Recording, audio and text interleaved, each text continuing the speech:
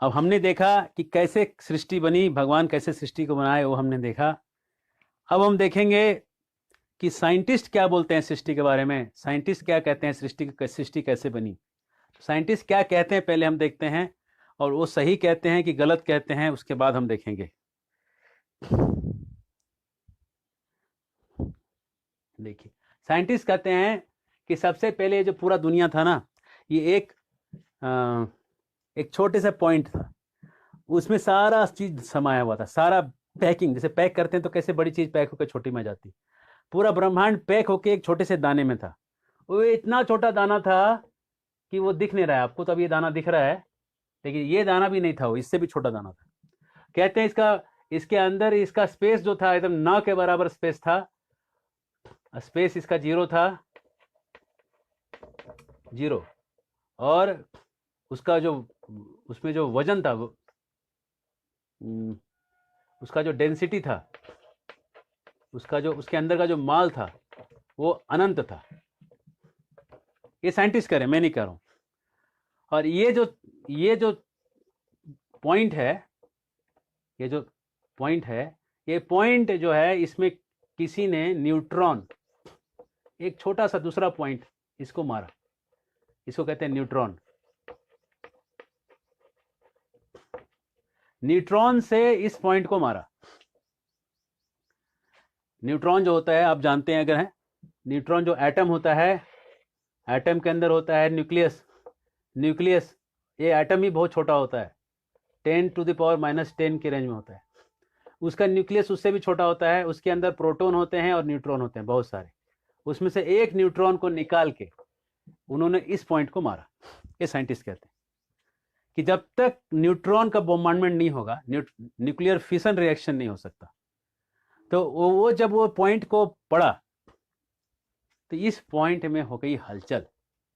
ये हलचल जो मचा, वो ऐसा हलचल मचा कि इस हलचल से पूरा ब्रह्मांड बन गया भैया। कैसे ब्रह्मांड बन गया सो देखिए। कहते हैं सूरज आ गया, उसके बाद चांद आ गया, धरती आ गई, उसके बाद तारे आ गए, नदियां आ गई, समुंदर आ गया, नज़ारे आ गए, सितारे आ गए, चमन आ गया, बहार आ गई। बस उस पॉइंट को फटने से संसार बन गया। ये कहते हैं साइंटिस्ट, मैं नहीं कह रहा।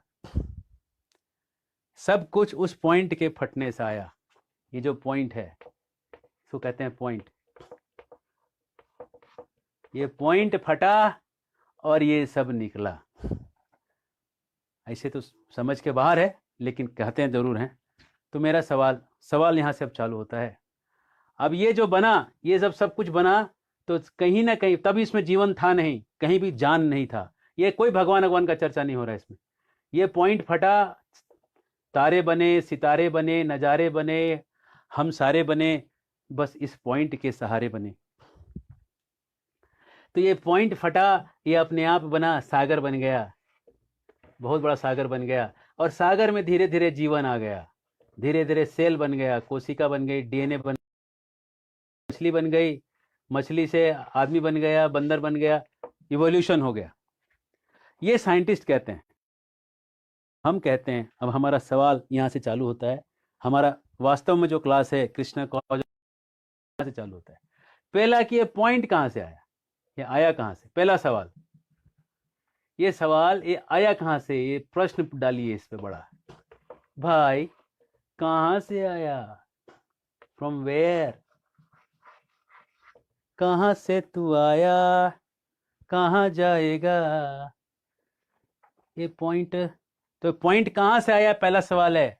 तो कहते हैं यार मान लो ना कहीं से आ गया।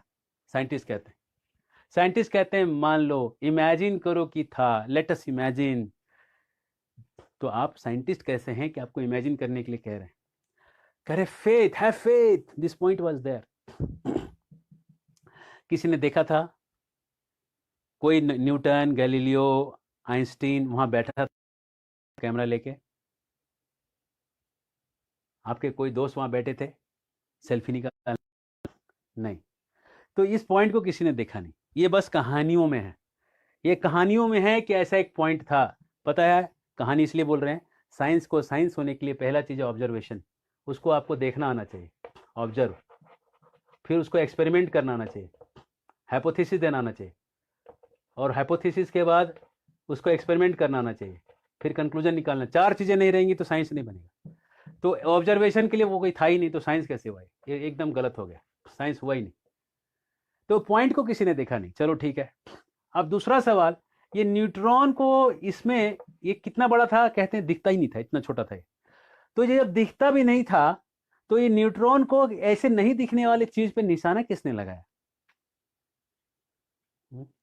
आजानुभुज सर चाप धर, संग्राम जित खर दूषणम। भगवान राम जो है ना, निशाना लगाने में बहुत तेज है।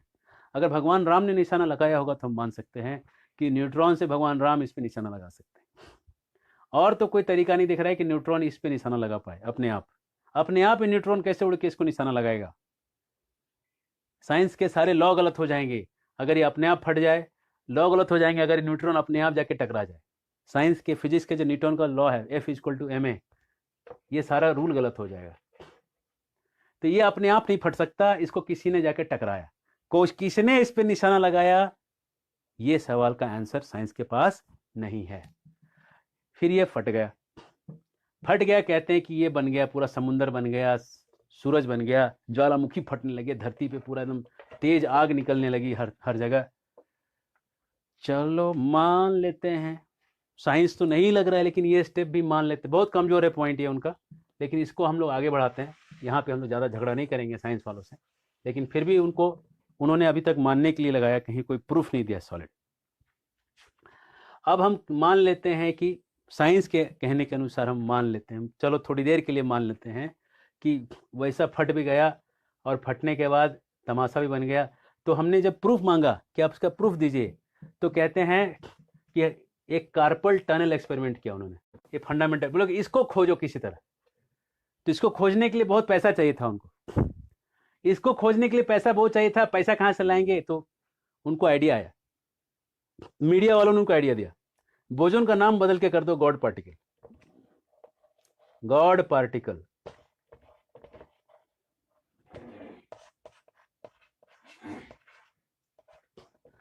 जैसे गॉड पार्टिकल नाम हो जाएगा बोजोन का, लोग बहुत पैसा देंगे और दुनिया में बोलो कि हम गॉड निकालने वाले हैं, खोज के गॉड को हम खोज के निकाल देंगे। तो जैसे गॉड पार्टिकल खोजने के लिए उन्होंने किया, 45,000 करोड़ से भी ज्यादा पैसा उनके पास आ गया, डॉलर्स आ गए, है ना। तो जब गॉड पार्टिकल उन्होंने खोज, एक दिन उन्होंने एक्सपेरिमेंट किया और बोजोन है इसको साबित करके दिखाया। जब साबित हो गया कि बोजोन है, लेकिन बोजोन नहीं, उन्होंने बोला कि गॉड पार्टिकल मिल गया, वो कहने लगे, क्योंकि कहते हैं कि सबसे फंडामेंटल पार्टिकल बोसोन है। लेकिन श्रोतागण, आपके जानकारी के लिए, बोसोन सबसे फंडामेंटल पार्टिकल नहीं है। आप किसी भी साइंस के अच्छे, बोजोन से भी कई मोर फंडामेंटल, उससे भी छोटे छोटे फंडामेंटल पार्टिकल भी हैं, जैसे STRING, स्ट्रिंग। स्ट्रिंग जो है बोजोन से भी ज्यादा फंडामेंटल है। तो अगर तुम बोजोन को गॉड पार्टिकल बोलोगे, तो स्ट्रिंग को बोलना पड़ेगा father of God particle, father of God.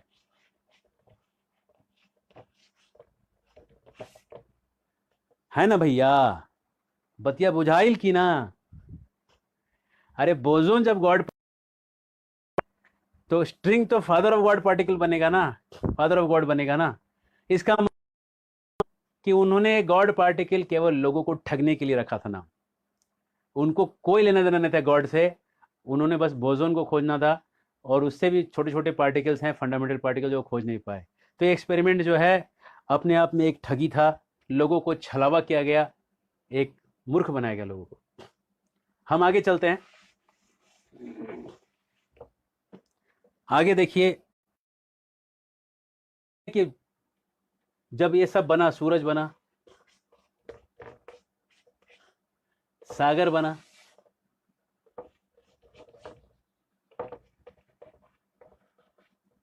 ज्वालामुखी बने,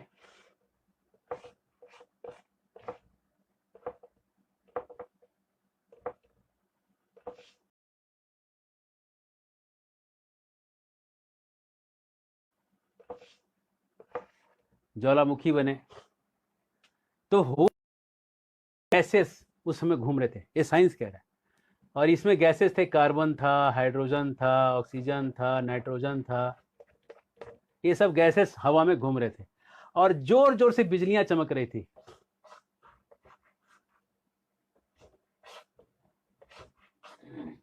बिजलियां चमक रही थी और बिजलियों के चमकने के बीच में पानी नीचे, ज्वालामुखी इधर, सूरज ऊपर, बिजली बीच में और गैसेस बह रही है ऐसे ऐसे। इन बिजलियों के चमकने से क्या हुआ, कार्बन, हाइड्रोजन, ऑक्सीजन, नाइट्रोजन मिल गए और मिलने से बन गया amino acid. Amino acid, amino acid बन गया।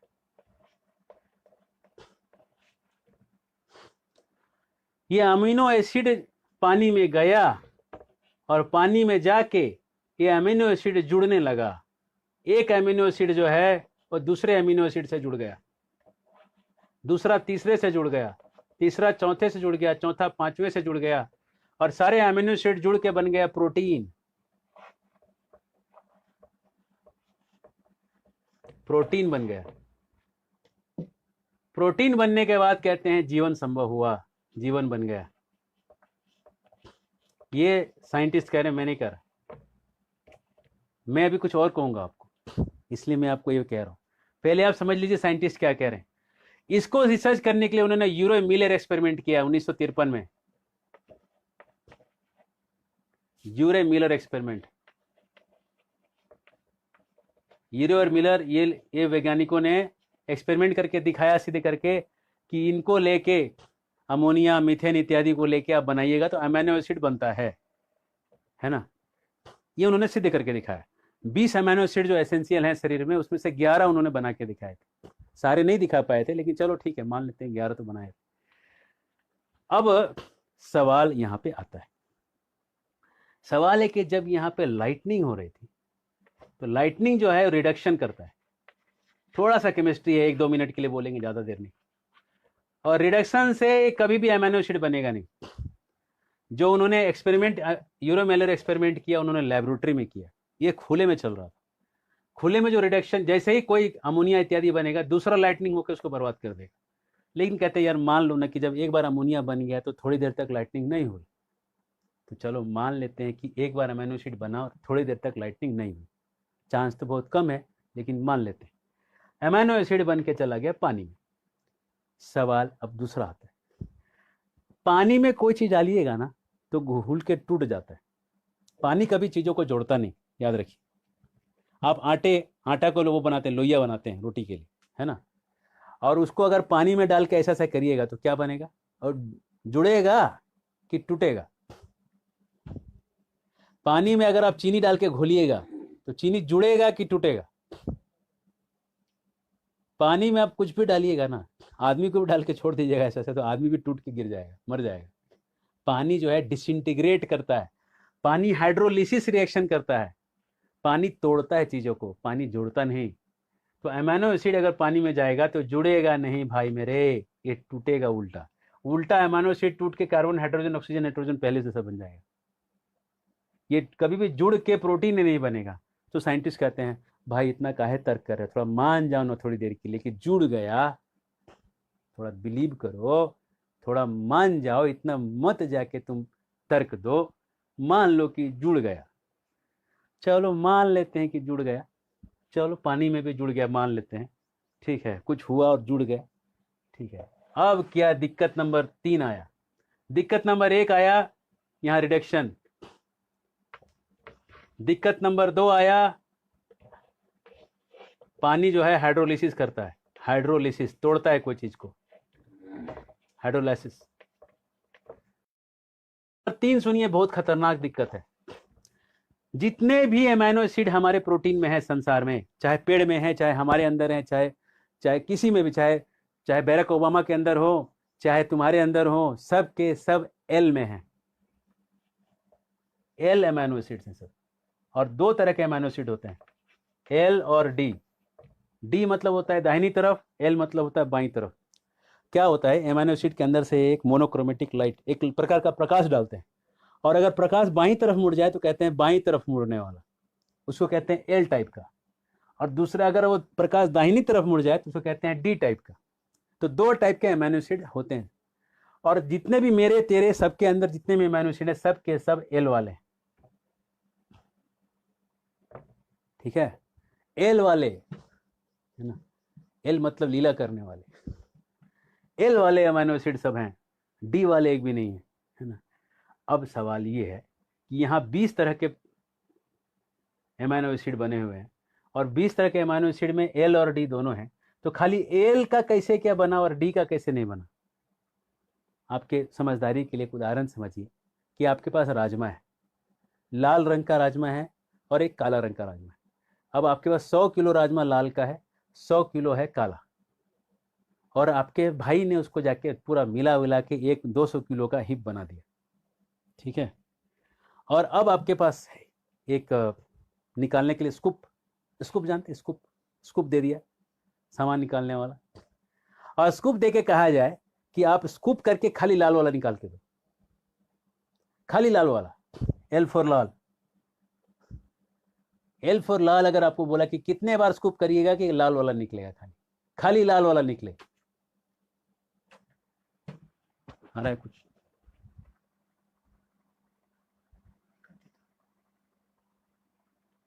कितना स्कूपिंग करेंगे कि खाली लाल वाला निकले? आप कितना भी स्कूप करिएगा, कितना भी स्कूप करिएगा, खाली लाल लाल कैसे आएगा? हमेशा एक बार ना 2 बार, तो एक दाना 2 दाना तो ब्लैक वाला आ ही जाएगा। लेकिन साइंटिस्ट कहते हैं कि खाली एल वाला ही आया। खाली एल वाला कैसे आएगा? चुनना पड़ेगा, बिना चुने नहीं आएगा, नेचर से खाली एल वाला आ ही नहीं सकता। तो कहते हैं कि खाली एल फॉर्म एमाइनो एसिड आने के लिए 10 रेज़ टू द पावर 1:1, 117:1 ये पॉसिबिलिटी बनती है। आ रहा है बोर्ड में? आ रहा है? कैसा दिख रहा है? हाँ, ये है पॉसिबिलिटी। 10 पे पावर 117:1 का पॉसिबिलिटी। 1 थोड़ा छोटा लिखिए भाई, ठीक है, काफी कम है पॉसिबिलिटी। ये कैसा पॉसिबिलिटी जानते हैं? मैथ में प्रोबेबिलिटी करके एक चीज होती है। प्रोबेबिलिटी क्या सिखाती है? सो सीखिए। प्रोबेबिलिटी कहती है मैथ में प्रोबेबिलिटी। प्रोबेबिलिटी कहती है कि 10 पे पावर 50:1 से ज्यादा कोई चीज हो रही है तो ये इवेंट कभी नहीं हो सकता। Event is impossible. अगर 10 पे पावर 50 से ज्यादा हो रहा है चांस, मतलब 10 पे पावर 50 बार करोगे तो एक बार कोई चीज होने वाली है, तो उसको बोलो ये इम्प्रोबेबल है, हो नहीं सकता है। तो ये एल फॉर्म एमाइनो एसिड आने के लिए 10 पे पावर 117 से 1 का रेशियो बन रहा है। आप समझ रहे हैं? इसके ऊपर का पॉसिबिलिटी को 0 माना जा रहा है, और यहां पे उससे कहां, उससे तो भाई कितना गुना, अंदाज भी नहीं, उतना गुना। 10 पे पावर 117:1 का पॉसिबिलिटी है केवल एल फॉर्म आने के लिए। हरे कृष्णा। तो इसका मतलब है कि ये कैसा हो गया जानते हैं? अंदाज ऐसा, आपको एक कहानी बताता हूं। एक जगह बहुत कचरा रखा हुआ था। ये कहानी मैं नहीं कह रहा, एक फ्रेड हॉयले हैं, FRED, Fred HOYLE, Fred Hoyle. ये ब्रिटिश एस्ट्रोफिजिसिस्ट हैं, ब्रिटेन के रहने वाले। क्या कहते हैं सो सुनिए। Likelihood of life appearing on earth by chemical reaction is equivalent to possibility that a tornado sweeping through a junkyard and assembling a Boeing 747 कचरे के ढेर में जोर से हवा आए और कचरे जुड़ के हवाई जहाज बन जाएं, तो जो अगर ये हो सकता है तो ये भी हो सकता है। अगर वो हो सकता है तो ये भी हो सकता है। कचरे जुड़ के हवाई जहाज बन जाएं तो हो सकता है। या हमारी भाषा में समझिए कि अगर आप रद्दी के अखबार के पन्नों में अगर आप बम लगा दें, पूरा रद्दी भरा हुआ रूम में, और उसमें बम लगा दें और सारे अक्षर कट कट के पूरा डिक्शनरी बन जाए, ABCD का पूरा डिक्शनरी बन जाए, तो पूरा डिक्शनरी जो बन जाए, अगर रद्दी के पन्नों को उड़ाने से अगर डिक्शनरी बन सकता है, पूरा सरियाया हुआ A से लेकर Z तक एकदम पेज बाय पेज अगर बन जाए, तब अगर वैसा हो सकता है तो ये भी हो सकता है। हम आपको समझ में आ रही है ना बात? कितना बड़ा धोखा हुआ है, लोगों को कितना ठगा गया है। कहते हैं कि ये आया, ये कुछ नहीं आया, है ना। आगे देखिए, है ना, इसके थोड़ा और आगे देखते हैं।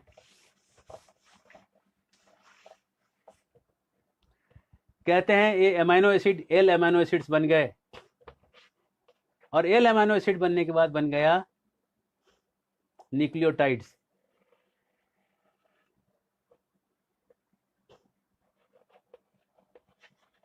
न्यूक्लियोटाइड्स,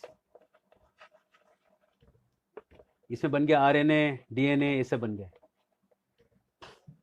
और डीएनए जो है, डीएनए से बनता है मैसेंजर आरएनए, एमआरएनए, और उसके बाद बनता है प्रोटीन, टीआरएनए भी रहता है, और यहाँ प्रोटीन बनता है।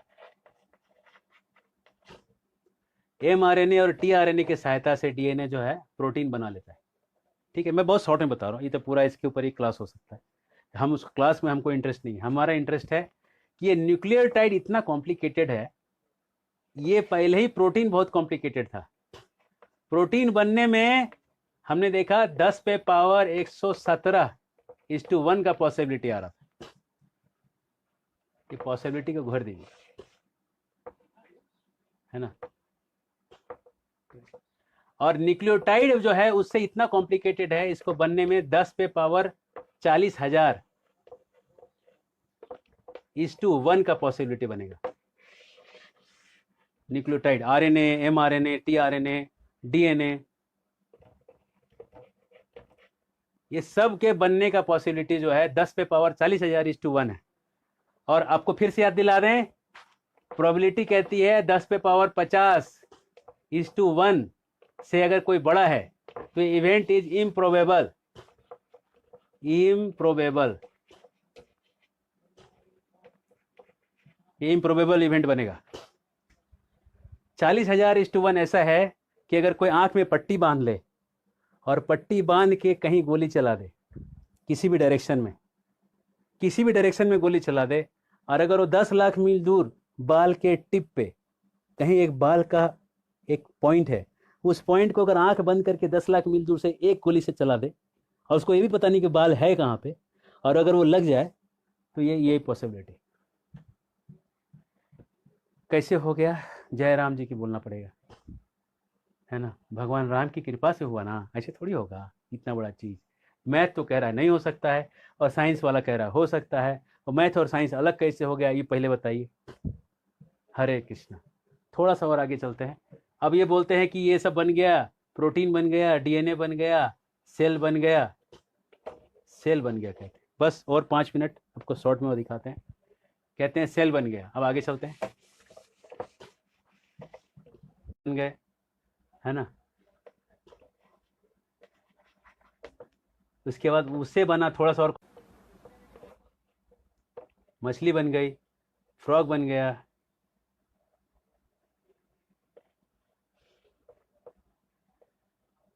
फ्रॉग बन गया, है ना। इस फ्रॉग्स के बाद मैं आदमी बन गया, धीरे धीरे आदमी बन गया। तो कहते हैं ये इवोल्यूशन हो गया, इवोल्यूशन हो गया। सेल से हाइड्रा बना, सिंपल सिंपल सेल बने, इवोल्यूशन होके मछली जैसी चीज़ें बनी, मछली से एम्फीबियंस बने, फ्रॉग बने, फ्रॉग से आदमी बन गया। चलिए इसको भी देख लेते हैं 2 मिनट में कि कैसे ये क्या हुआ, सच में क्या हुआ और क्या नहीं हुआ। ठीक है, देखिए इसको सपोर्ट करने के लिए जो थ्योरीज बोलते हैं उसमें कहते हैं मछली के अंदर जो हार्ट होता है वो 2 चैम्बर्स का होता है, इसमें 2 चैम्बर होता है। फ्रॉग के अंदर 3 चैम्बर का हार्ट होता है। मैं बहुत सिंपल करके दिखा रहा हूँ। और आदमी के अंदर 4 होता है, 4 चैम्बर होते हैं, left atrium, right atrium, right ventricle, left ventricle. तो कहते हैं कि ये जो मछली का जो 2 चैम्बर है, फ्रॉग में 3 बना, 3 चैम्बर के आदमी में 4 बना। अच्छा, और इसको सपोर्ट करने के लिए कहते हैं कि जब आदमी बच्चा होता है, जब माँ के गर्भ में होता है, तो उसका जो हार्ट जब बनता है ना, तो पहले 2 चैम्बर का बनता है, फिर बाद में उसमें 3 चैम्बर बनते हैं, है ना। फिर 3 चैम्बर का बनता है, बाद में वो 4 चैम्बर का बन जाता है। ऐसे हर्ट बनता है। तो अगर आप सच में देखेंगे, एम्ब्रियोलॉजी सच में पढ़ेंगे, तो एक्चुअली पहले, इसके पहले एक चैम्बर का हार्ट होता है और उसके पहले फिर से 2 चैम्बर होते हैं। एम्ब्रियोलॉजी अगर आप ठीक से पढ़ेंगे तो मेजोडर्म पहले 2 पाइप बनता है, फिर एक सिंगल पाइप बनता है, फिर वहां से 2 पाइप बनता है, फिर वहां से 3 पाइप और 4 पाइप। तो ये जो है, ये मेजोडर्म 2 से जो 1 बन रहा है, ये इस थ्योरी को काट देता है कि पहले 2 था, 3 था, 4 था। अरे पहले 2 था, फिर 1 हुआ, फिर 2 हुआ, फिर 3 हुआ, फिर 4 हुआ। तो ये इवोल्यूशन कहाँ हुआ? ये तो 2 से कम हो गया, कम से ज़्यादा हो गया, इसलिए थ्योरी गलत है। ऑन्टोजेनी रिपीट्स फाइलोजेनी थ्योरी गलत है, पहली थ्योरी गलत हो गई। दूसरी थ्योरी देखिए,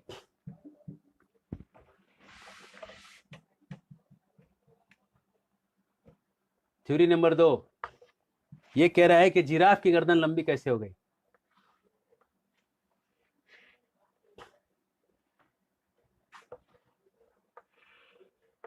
जिराफ की गर्दन लंबी कैसे हुई? तो सुनिए, कहता है कि उसको ऊपर का पत्ता खाना होता था, पेड़ों से ऊपर का पत्ता खाता था बेचारा, तो ऊपर का पत्ता खाते खाते जो है गर्दन लंबी हो गई। अब सवाल है कि नीचे 1.5 मीटर ऊंची घास है, तो ऊपर का पत्ता खाने के लिए कंपटीशन क्यों हो रहा है? जिराफ जो ग्रो हुआ वो सवाना ग्रासलैंड में ग्रो हुआ।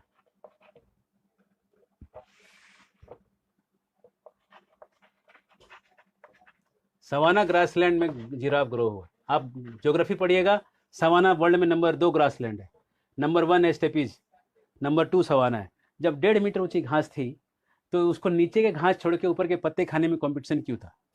और जो ऊपर का पत्ता नहीं खा सका तो कहते हैं वो मर गया। अरे जब 1.5 मीटर घास थी तो इसमें घास पे कोई मरेगा क्या? कम से कम खा के मरेगा ना। आप समझिए ना, यहाँ पे गिलहरी चल रही है, यहाँ पे घोड़े चल रहे हैं, यहाँ पे हरिन चल रहा है, सब खा रहे हैं, और बेचारा जिराफ जो है वो घास के ऊपर ही मर रहा है। ये तब हो सकता है जब जिराफ को ईगो प्रॉब्लम हो, ईगो प्रॉब्लम कि हम खाएंगे तो वही पत्ता खाएंगे, ना तो नहीं खाएंगे, जाओ जाओ हम नहीं खाएंगे। अगर इतना ईगो है तो ही मर सकता है, अदरवाइज सवाना के ग्रासलैंड में जिराफ मरने का कोई सवाल नहीं उठता। तो जिराफ की गर्दन लंबी हुई, ये थ्योरी गलत है। तीसरा एक और देखते हैं, कहते हैं म्यूटेशन हुआ।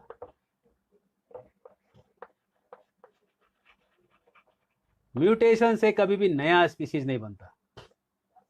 स्पीसीज कहते हैं उसको, स्पीसीज, स्पीसीज उसको कहते हैं जो कि अपना बच्चा पैदा कर सके। जैसे कि आप घोड़ा और गधा, इनका जो बच्चा होता है वो होता है खच्चर। खच्चर के बच्चे नहीं हो सकते, तो खच्चर को स्पीसीज नहीं कहा जाएगा। खच्चर जो है उसको स्पीसीज में गिनती नहीं कर सकते, क्योंकि ये घोड़ा और गधे का खच्चर को बच्चे नहीं हो रहे। ऐसा कुछ भी दिखा दीजिए। उन्होंने क्या किया, एक बार मूली को और फूलगोभी को क्रॉस किया। उन्होंने सोचा नीचे मूली बैठेगी और ऊपर फूलगोभी बैठेगी, कितना अच्छा हो जाएगा, तो उन्होंने क्रॉस कर दिया। नीचे जो है फूलगोभी की जड़ आ गई और ऊपर मूली के पत्ते आ गए, उसका नाम दिया उन्होंने रैफेनोब्रेसिकस। तो इसमें सक्सेस नहीं हुआ। आज तक जितने भी एक्सपेरिमेंट हैं म्यूटेशन स्पीसीज वाले, सारे के सारे फेल हैं। कोई भी species sexually active, reproductively active नहीं है। इसलिए ये थ्योरी म्यूटेशन का, ये भी गलत है ना। और देखिए, इस तरह से हम अब आपको एक आखिरी कुछ तर्क देते हैं, है ना। देखिए, कहते हैं कि साइंटिस्ट कहते हैं कि हम बाद में जाके कोई सेल बना देंगे। अच्छा, आप जिंदा सेल बना दीजिएगा ना, लेकिन आपको तो अभी तक तो आप लाखों साइंटिस्ट मिलके नहीं बना सके हैं। इसका मतलब शायद आज से 100 साल बाद आप करोड़ों साइंटिस्ट मिलके एक जिंदा सेल बना पाए। अगर बना भी पाए, बना नहीं पाएंगे, लेकिन अगर बना भी पाए, वैसा भी तर्क लेते हैं, तो भी यही सिद्ध होता है ना कि एक सेल बनाने के लिए बहुत दिमाग की जरूरत है, और दुनिया के सब होशियार करोड़ों लोग मिलके एक सेल बनाए, इतना ही प्रूफ होगा ना। ये तो प्रूफ नहीं होगा ना कि सेल अपने आप जो है वो अनडायरेक्टेड इवेंट से बन गया। ये तो प्रूफ नहीं होगा ना कि बिना इंटेलिजेंस के बन गया। इसे यही प्रूफ होगा ना कि बहुत इंटेलिजेंट लोग चुन चुन के बनाए तब जाके सेल बना। ये तो प्रूफ नहीं होगा कि अपने आप बिना दिमाग का बन गया सेल। ये कभी प्रूफ नहीं हो सकता है।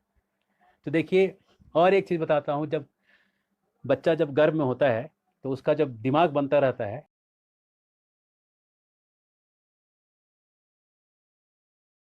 बच्चा जब गर्भ में होता है तो उसका जब दिमाग बनता रहता है, तो दिमाग में जो सेल होते हैं, ब्रेन सेल्स, बहुत कॉम्प्लिकेटेड होते हैं। एक एक सेल इतना कॉम्प्लिकेटेड है कि पूरा यूनिवर्स के सारे लाइब्रेरीज का उसमें इंफॉर्मेशन जा सकता है एक सेल में। ये द सेल करके बुक है डॉक्टर ब्रायन ट्रेसी का, उन्होंने लिखा है कि एक एक सेल पूरा लाइब्रेरी डाल सकता है, इतना उसमें टेक पावर है। तो वो एमडी खुद हैं, डॉक्टर हैं, और उन्होंने ब्रेन के ऊपर मोटी पुस्तक लिखी है। अब वो कहते हैं कि ये जो बच्चा जब माँ के गर्भ में होता है तो उस गर्भ में 2.5 लाख ब्रेन सेल 1 मिनट में बनते हैं। 1 मिनट में ऐसे इतने अच्छे अच्छे हाई परफॉर्मेंस की सेल्स 2.5 लाख बनते हैं 1 मिनट में, जो एक सेल के अंदर दुनिया का सारा लाइब्रेरी डाला जा सकता है। ऐसे ऐसे 2.5 लाख सेल 1 मिनट में बनते हैं। मेरा सवाल ये है कि जब आप कोई बहुत अच्छी चीज बनाते हैं ना, तो उसको स्लो करना होता है स्पीड। हाई स्पीड में अगर अच्छा चीज बन रहा है, इतना हाई स्पीड में 2.5 लाख सेल 1 मिनट में बन रहा है, मतलब इसको आप अनडायरेक्टेड इवेंट नहीं कह सकते, कोई डायरेक्ट कर रहा है उसको। somebody is directing this event of making 2.5 lakh cells a minute, and this is a proof that some intelligent people are behind, and that intelligent person nobody is claiming, कोई नहीं क्लेम कर रहा है कि मैं वो व्यक्ति हूँ। बाइबल में मोहम्मद कहीं भी कोई क्लेम नहीं कर रहा, क्लेम केवल केवल कृष्णा कर रहे हैं कि आई एम दैट पर्सन बाबा, बीजो हम सर्वभूतानाम, सबका बीज मैं हूँ। एक क्लेम कृष्णा कई बार कर रहे हैं, भागवत में कर रहे हैं, गीता में कर रहे हैं, अनेक जगह पे कर रहे हैं। इसलिए सिद्ध हुआ तर्क से Krishna is cause of all causes. Hare Krishna.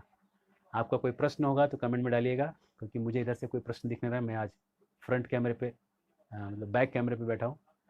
Thank you so much. Hare Krishna. जय Srila Prabhupada. Krishna cause of all causes.